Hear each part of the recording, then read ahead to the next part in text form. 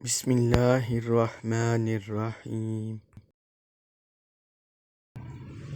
قرون اولا میں سیدنا مولا علی شیر خدا رضی اللہ عنہ کے دور میں ایک فتنہ پیدا ہوا تھا، خارجی فتنہ۔ انہوں نے ایک وہ آیت کا لفظ لے لیا، الفاظ ان الحکم الا للہ۔ وہ نعرہ لگاتے تھے کہ روئے زمین پر صرف اللہ کا حکم چلے گا، اور یہ نعرہ لگاتے تھے اور سات صحابہ کرام پر، مولا علی شیر خدا پر اور حضرت معاویہ رضی اللہ عنہ پر اور باقی صحابہ کرام تابعین پر کفر کے فتوے لگاتے تھے۔ آپ اندازہ کریں، خارجی گروہ۔ یہ مستند آپ کو واقعہ سنا رہا، مستند تحریری حقیقت۔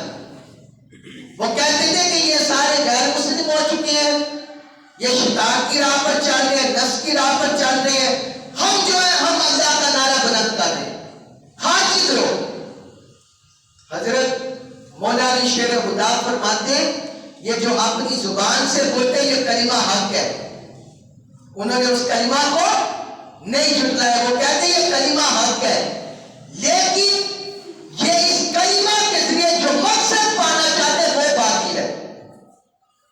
کلمہ تو حق ارید بہ الباطل، کہتے ہیں جو اس سے مقصد پانا چاہتے ہیں، جو ان کا ارادہ وہ باطل ہے۔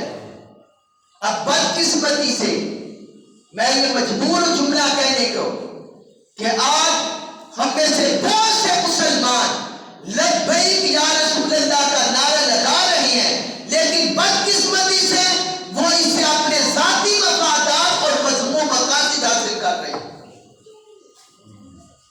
وہی حاجی عمل حضور کے نموز کے نام پر مسلمانوں میں ظاہر ہو چکا ہے۔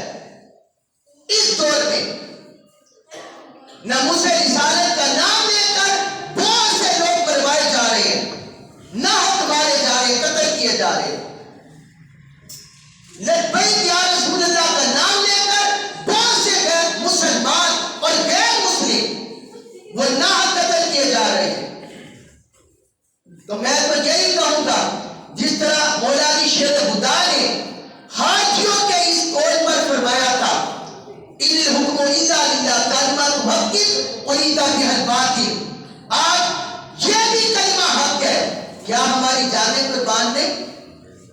ہماری جان، ہماری آن، ہماری عزت و آبرو، ہماری اولاد، ہمارا مال، سب کچھ حضور کے ناموس پر قربان ہے، لیکن بدقسمتی سے جو اس نعرے سے بعض لوگ فائدہ اٹھا رہے ہیں وہ مذموم ہے، وہ باطل ہے، وہ شیطنت ہے، وہ ذاتی نفسانی خواہشات پر مبنی ہے، ذاتی نفسانی خواہشات پر مبنی ہے۔